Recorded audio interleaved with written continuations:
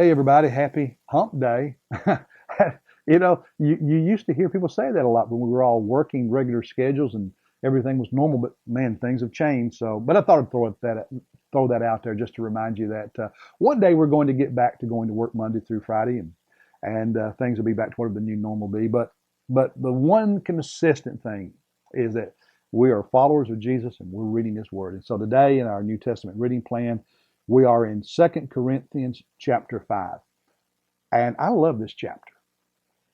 There's so much hope in this chapter. Um, and Paul's not dealing with a big controversy. That's good too. It's just a positive chapter because he's talking about our two bodies. That's right. I said two bodies. The one that we have here on earth and the one we're going to have in heaven following the resurrection from the dead, and how that knowledge gives us courage during these difficult days. So let's look at what he says about these two bodies and apply it to our lives a little bit.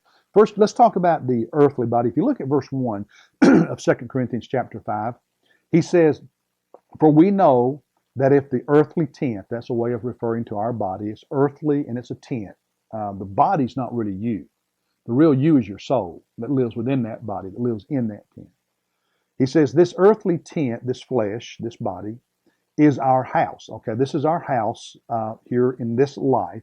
It's torn down. It's old, decays, gets sick, dies. He says, we know that we have a building from God,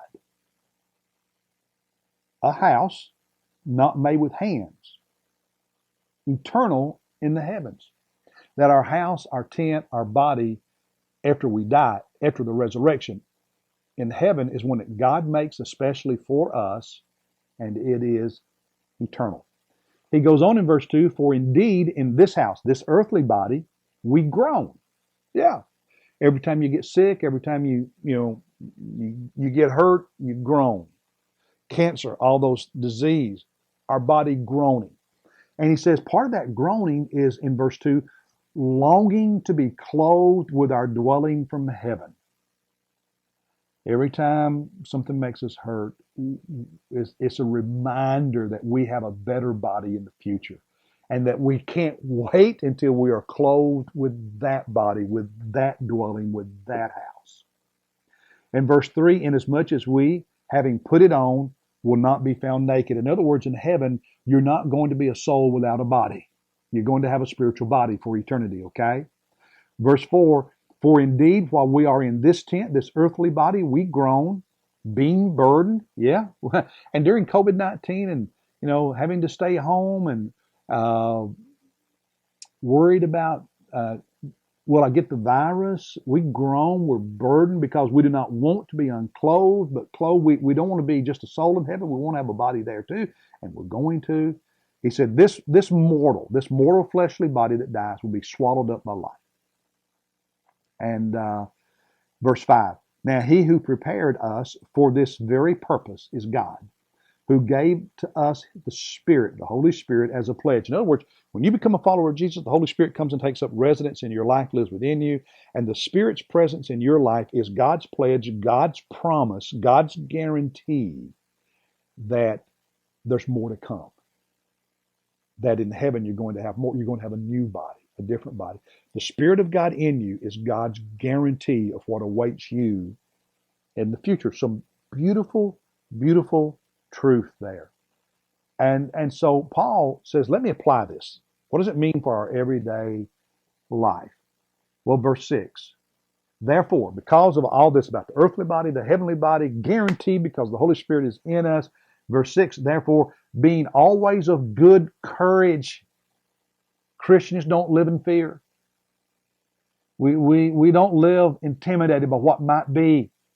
We have courage because even though this body is decayed and will die and can get sick, we have something better that is guaranteed us. So we have courage. Knowing that while we're in this body, while we're still here at home in this body, we're absent from the Lord. The only way I can be with Jesus is to move beyond this body into the future. So leaving this body, dying, is not something to be feared. Because when I leave this body, I'm going to be with Him. So why do I need to be afraid? Have courage. He says, so because that in verse 7, we walk by faith, not by sight. And in verse 8, we are of good courage, I say, and prefer rather to be absent from the body and to be at home with the Lord. He said, as beautiful as this body and this life is, and as much as we enjoy being here, being there is even better. Being with Jesus is better. Being in that body is better. And so he summarizes it in verse 9. Therefore, okay, we also have as our ambition, whether at home or absent. He said, our ambition, our goal, whether at home here in earth in this body or absent from this body, meaning we're with the Lord, is to be pleasing to Him. So through everything, we want to please Jesus. Through everything, we have courage. Good courage. Please Him, because we know we have something better in front of us. And so even if I get sick, and even if I die, I can have courage. I can have confidence. Because I know the outcome. When I leave this body, even if I leave it prematurely, if I leave this body, wow, I just got better, not worse. God says, let that encourage your heart. Please Jesus every day because of what He has promised you. God bless you. Look forward to seeing you tomorrow.